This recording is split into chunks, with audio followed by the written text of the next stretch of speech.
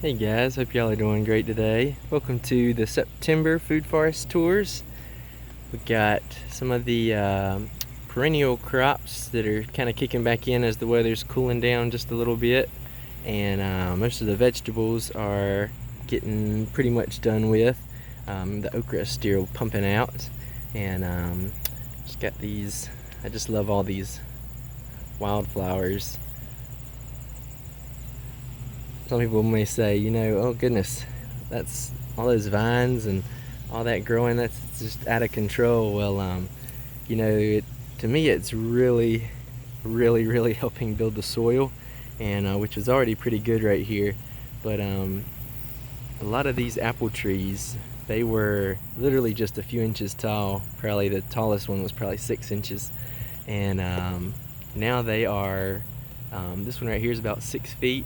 And that one back there is about 7 feet, and that one's pushing 7 feet also. Those two are pretty close right there, and most of them are probably averaging about out at 5 feet right now at this time, and those right back there are about probably getting close to 6 feet, and so it has just been amazing to me how fast these are growing here. So yeah, it's wild, but it's awesome wild. So I am not going back to worrying about anything growing up like this.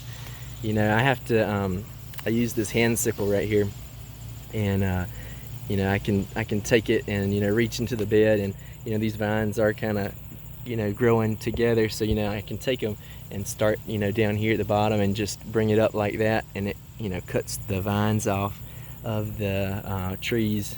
And otherwise, it's really interesting. A lot of the ones, especially over here, they may just be vigorous anyway, and but they seem to really do well actually with the vines growing up them. It doesn't hurt the trees really at all.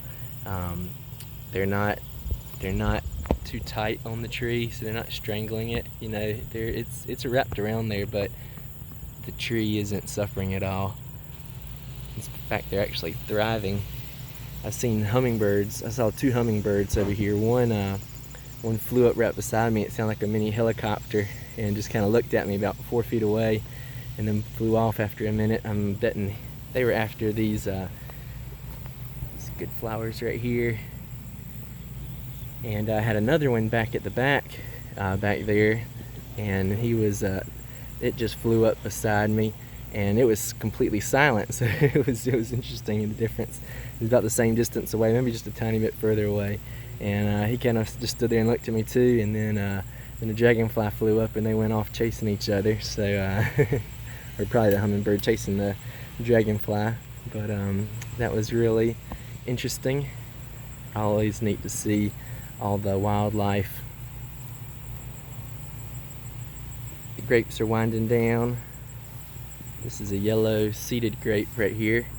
I think all the rain we have had, we've had a unusual amount of rain, and it's taken a little extra toll on the grapes this year. Normally the Japanese beetles actually are normally all over them, and that's a young red seedless grape. The Japanese beetles are normally all over them, but this year they were completely non-existent almost after about, I'd say, maybe 3 months, and the beneficial insect populations had a chance to return and just feeding on all the wild plants. Got some, these are like a purple, almost black seedless grape right here. They're actually still kicking a little bit. I think with all the rain, they kind of probably like a black rot that's taking a little toll on the leaves and also on the fruit. But the fruit are still completely edible. They've got just those specks on them, and I've never really seen that happen before. So usually we have a lot drier summers than we've had, and I think it's my fault too, because I don't have these grapes on a mound, so it does get really extra wet, and so I'm pretty sure that kind of compromised their immunity a little bit. So definitely going to try to get some mounds on these soon and transform actually this whole area into a food forest by next year, hopefully. So be working on planting a lot of things over this winter, so that should be fun and exciting. Moving all those trees that were grafted, the apple trees around, and it should be really exciting to see what happens. We'll head over to the second row. On the way over, I had some horseradish I just kind of tossed in some roots, and it's still thriving, looking really good actually, so that's nice to see. Got some more in another spot. Horseradish looking good right there. Pretty much this one's, the leaves have all fallen off that one as well.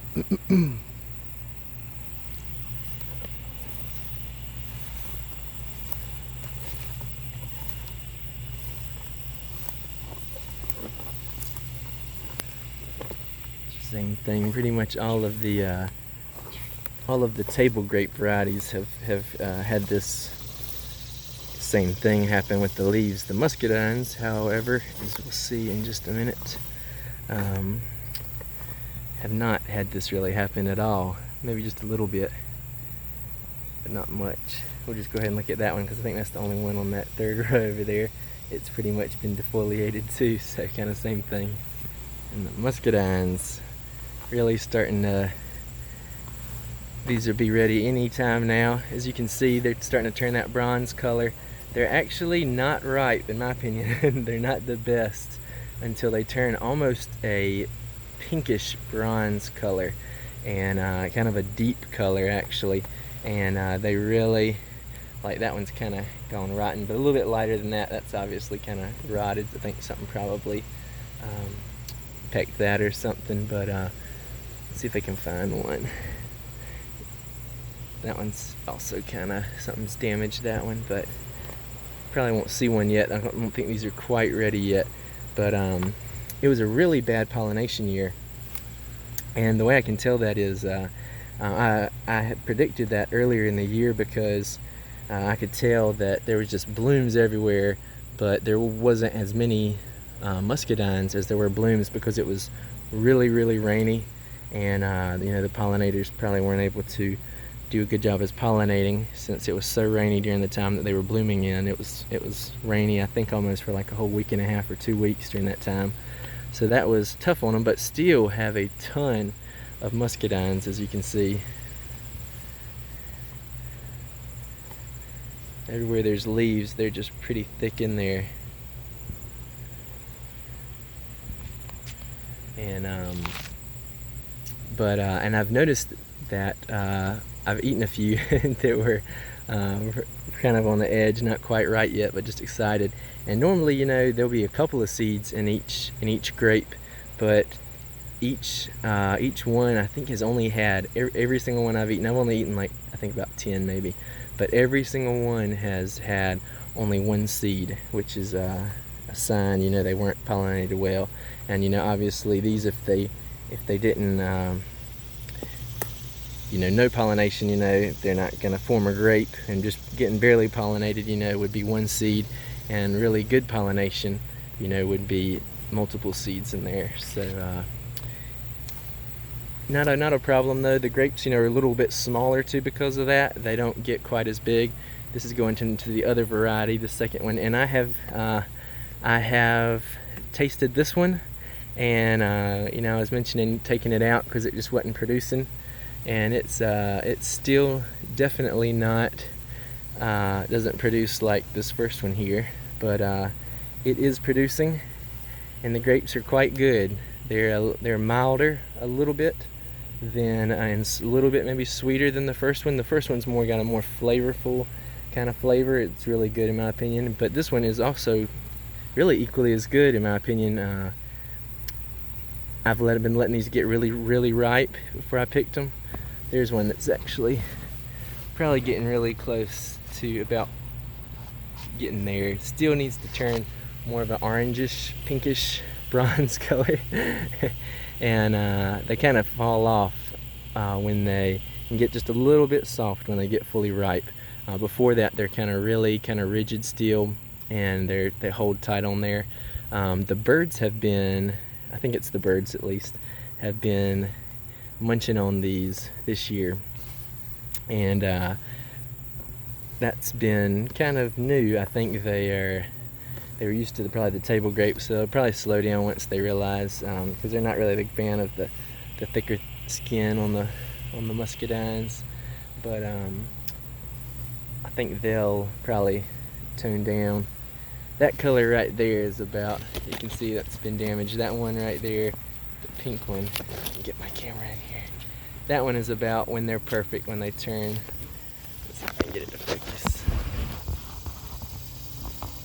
That one on the bottom, you can see it's been probably, I think, pecked by a bird. That pink one right there, the smallest one. That brown, the brown tour, had some damage from a bird probably. They can see them kind of better on these ends when they're out in the open. But that color right there is about when they're perfect, and they get super tasty and super sweet. And the skin, I've noticed, especially this year, it's interesting that the skin has been almost unnoticeable. I think I've probably gotten better at letting them get really ripe and picking them, and that probably helps with that. But the skin, you know, normally on a muscadine, sometimes it can be kind of really thick and really sour. But on both of these so far, at least this year, the skins have been really not noticeable hardly even. They actually give it a really good balance of flavor with the skin and the inside kind of grapiness in there. Not really just sure how to describe that, but yeah. So thanks guys for watching, and hopefully be harvesting some of these grapes soon. I'll see you in the next part of September's Food Forest Tour soon. Bye guys.